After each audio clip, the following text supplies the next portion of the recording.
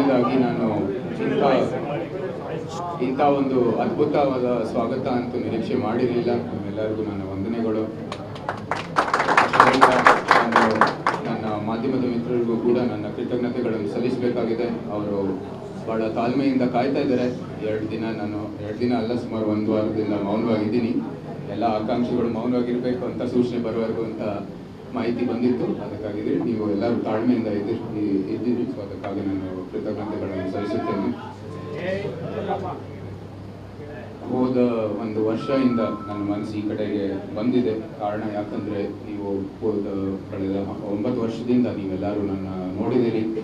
ಸಾರ್ವಜನಿಕ ಒಂದು ವೈಯಕ್ತಿಕವಾದ ಅವತಾರದಲ್ಲಿ ಸಾರ್ವಜನಿಕ ಕೆಲಸದಲ್ಲಿ ಪಾತ್ರವಾಗಿದೆ, ಭಾಗವಹಿಸ್ತಿದ್ದೆ. ಕಾರ್ಯಕ್ರಮದಲ್ಲಿ ಅದು ಸಾಂಸ್ಕೃತಿಕ ಕಾರ್ಯಕ್ರಮ ಇರ್ಬೋದು, ಸಾರ್ವಜನಿಕ ಸೇವೆಯಲ್ಲಿರ್ಬೋದು, ಮತ್ತು ನಮ್ಮ ಅನೇಕ ಇದು ಅಭಿವೃದ್ಧಿ ಕೆಲಸ ಅಂದರೆ ಸೈಬರ್ ಭದ್ರತೆ ಇರ್ಬೋದು ಅಥವಾ ನಮ್ಮ GI ಟ್ಯಾಗಿಂಗು, ಅನೇಕ ಒಂದು ಕೆಲಸದಲ್ಲಿ ಎಲ್ಲ ಭಾಗಿಯಾಗಿದೆ.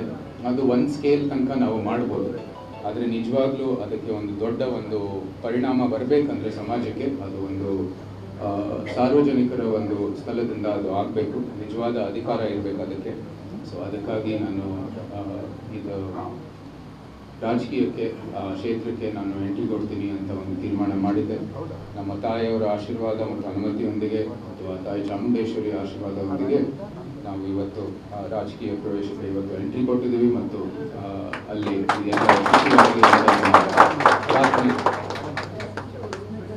ಎಲ್ಲರಿಗೂ ಗೊತ್ತಿರೋ ಹಾಗೆ ನಮ್ಮ ಮೈಸೂರು ಕೊಡಗು ಕ್ಷೇತ್ರ ಇದು ಅನೇಕರು ಅಪಾರವಾದ ಕೊಡುಗೆ ನೀಡಿ ಈ ಒಂದು ಪರಿಸ್ಥಿತಿಗೆ ತಂದಿದ್ದಾರೆ. ಅವರೆಲ್ಲರಿಗೂ ಕೂಡ ನಾವು ಕೃತಜ್ಞತೆಗಳನ್ನು ಹೇಳಬೇಕು. ಆ ಒಂದು ಅಡಿಪಾಯ ನೆಟ್ಟಿದ್ದಾರೆ. ಮುಂಬರುವ ಇದು ನಮ್ಮ ಭವಿಷ್ಯದಲ್ಲಿ ನಮಗೆ ಒಂದು ಅವಕಾಶ ಸಿಕ್ಕಿದ್ರೆ ಈ ಕೆಲಸ ಮಾಡೋಕ್ಕೆ ನಾನು ಅದೇ ಒಂದು ನೆಟ್ಟಿರೋ ಮಾರ್ಗದಲ್ಲೇ ಹೋಗ್ತಾ ಆ ಅಭಿವೃದ್ಧಿ ಕೆಲಸನ ಮುಂದುವರಿತಾ ನಮ್ಮದೇ ಒಂದು ಅದಕ್ಕೆ ಒಂದು ಗುರುತು ಕೊಟ್ಟು ನಾವು ಮುಂದುವರಿತೀವಿ ಅಂತ ನಾನು ಹೇಳಕ್ಕೆ ಇಷ್ಟಪಡ್ತೀನಿ. ಅದ್ರ ಜೊತೆಗೆ ನಮ್ಮ ಕಾರ್ಯಕರ್ತರು ಇವತ್ತು ಅವರ ಸೇವಾ ಮತ್ತು ಅವರ ಸಹಾಯದೊಂದಿಗೆ ಇದು ಎಲ್ಲ ಯಶಸ್ವಿ ಉಂಟಾಗೋದು.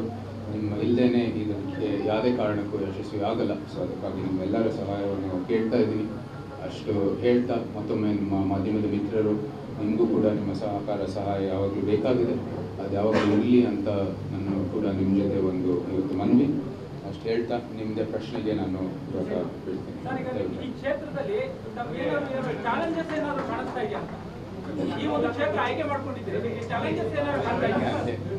ಅದೇ ಈವನ್ ಯಾವುದೇ ದೊಡ್ಡ ಚಾಲೆಂಜ್ ಇರಲಿ, ಈ ಕ್ಷೇತ್ರ ಬಿಟ್ಟರು ನನಗೆ ಇನ್ಯಾವ ಕ್ಷೇತ್ರ ಇಲ್ಲ ಆಯ್ಕೆ ಮಾಡೋದಕ್ಕೆ ನನ್ನ ಮನಸ್ಸಿನಲ್ಲಿ. ನಾನು ನಿಂತರೆ ಇದು ಮೈಸೂರಿಂದಾನೇ ನಿಲ್ಲಬೇಕಾಗಿದೆ, ಮೈಸೂರು ಕೊಡಗು ಕ್ಷೇತ್ರದಿಂದ. ಅದು ಚಾಲೆಂಜ್ ಇದ್ದರೆ ಅದು ಒಳ್ಳೆಯದು ಇರಬೇಕು ಅಂಥದ್ದು. ಅದನ್ನು ನಾವು ಚಾಲೆಂಜ್ಗಳನ್ನು ಪರಿಹರಿಸಿ ಮುಂದುವರಿಯೋದೇ ಜೀವನದ ಒಂದು ಮಾರ್ಗ ಅಂತ ಹೇಳಿ.